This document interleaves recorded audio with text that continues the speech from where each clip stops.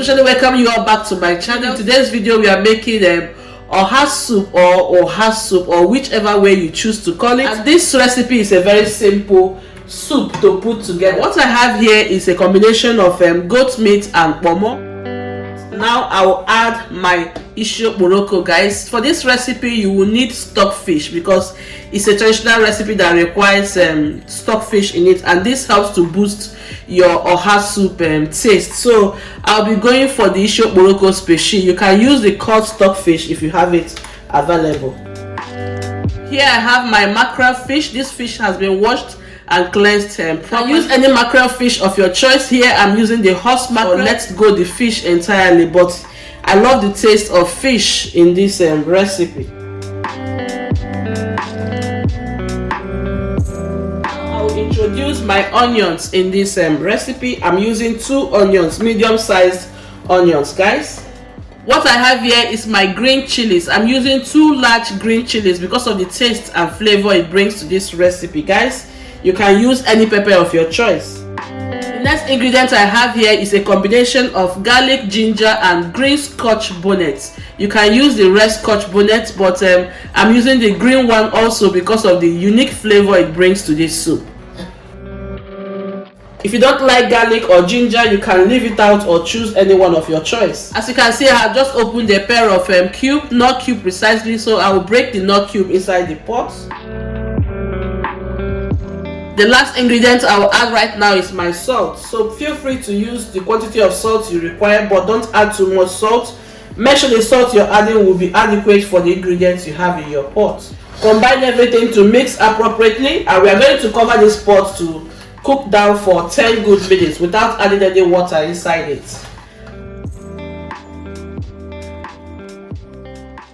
So now I'll cover the pot for 10 good minutes to cook on medium heat.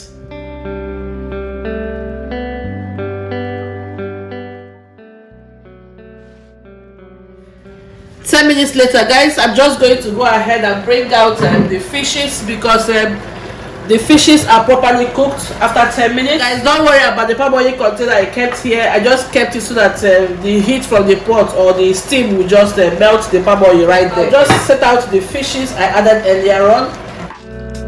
These are the fishes. They are perfectly cooked. I'll just set them aside until towards the end of the cooking process, then I'll bring it back. Just to make sure that the meats are perfectly cooked, I'll go ahead now and pour in a cup of water inside the pot. Just stir the pot and combine everything very, very well so that all the flavors will be unique in your meat recipe. Once you have finished stirring the pot, just cover the pot up and allow it to cook for 10 to 15 good minutes. Remember, I've always told you that the pot I'm cooking with is a cast iron, so it cooks very fast. So guys, 10 to 15 minutes later, as you can see, the pot is boiling super well. As in, this pot is boiling extensively, as you can see. You wouldn't want your meat to get too soft. At this stage, I'm going to introduce the liquid to form the soup. Sorry guys, I'm having cold just in case I sound differently.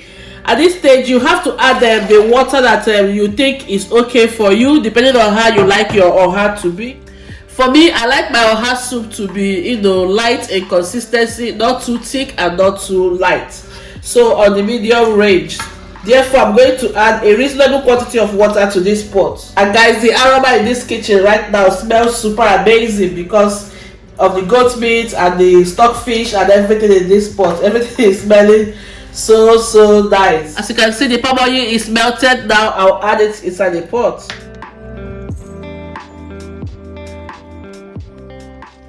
So you add your palm oil according to how you want the appearance of your soup to turn out. Then after adding it, I will just stir everything very well, guys. Go ahead and cover the pot and then make sure your heat is at the highest heat and allow this pot to boil extensively until you can no longer see the appearance of that palm oil you show you.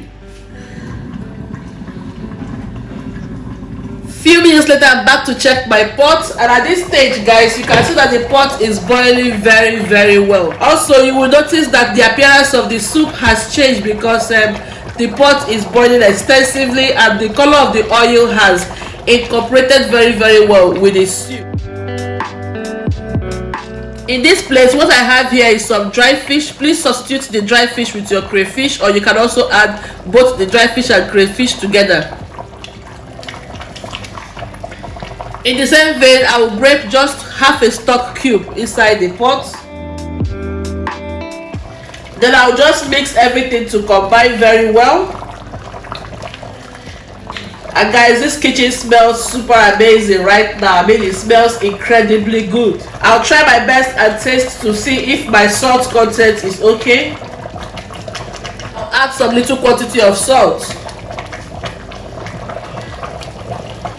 Those of you that eat Igbo or Ogriokbe, this is the point in time you have to add. For me personally, I don't eat this Ogriokbe or Igbo because I don't know. Ever since I was a child, we're not used to cooking some of our recipes with Ogriokbe or Igbo. What I have here is some COCOYAM powder. Usually for a thickener, I use Ofor or Achi or Ofor. That is how we normally use our own.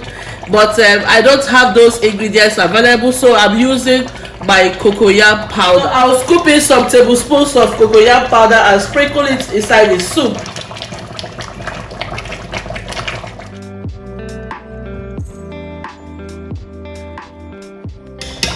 So for this quantity of soup, I've added about 2 tablespoons of COCOYAM powder. Just sprinkle it according to how you want it. Remember, I don't like my soup to be too thick. The heat in the pot is going to melt the cocoyams. I'll bring back the fishes back to the pot at this stage and then allow everything to boil very well.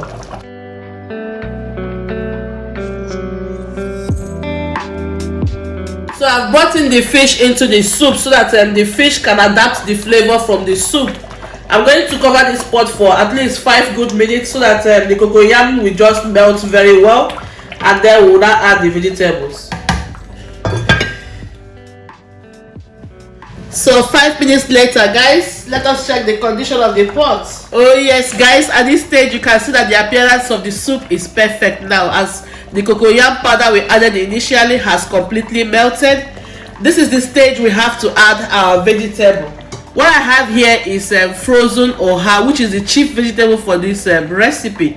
Actually, guys, this oha was gifted to me by a friend who traveled to Nigeria and came back, and so as the color of the oha is darkened because it was placed in my freezer. That is why we have it in this darkish appearance. But oha is oha, the taste is the taste. So we are going to massacre this oha like this because I've been craving oha for almost 7 years now. I've not eaten oha.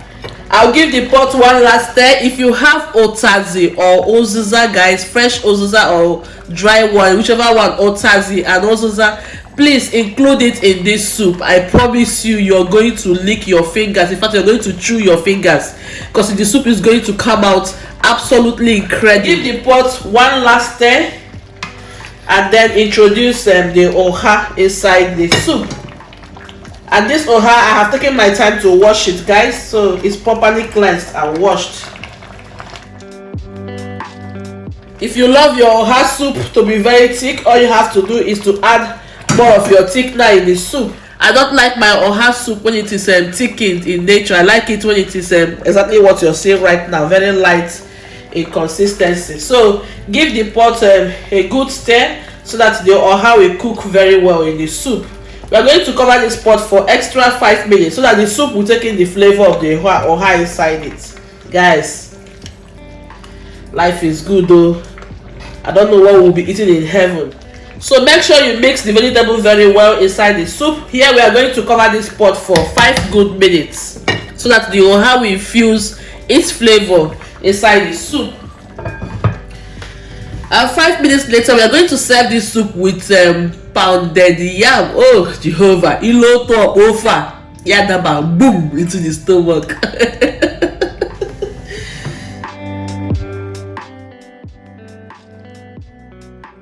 Five minutes later, guys, and finally I've come to the end of today's recipe, as you can see. So this is the final appearance of our oha soup. So the oha soup is looking super amazing. Look at all the tanta here, everything is dancing hallelujah. So we are going to pair this up with pounded yam. So I'll set this outside my heat while I prepare the pounded yam recipe. So guys, thank you so much for joining me in today's episode. I really hope you have enjoyed today's recipe. Don't forget to like, subscribe, share this video with your friends and loved ones. Until I come your way next time, bye bye.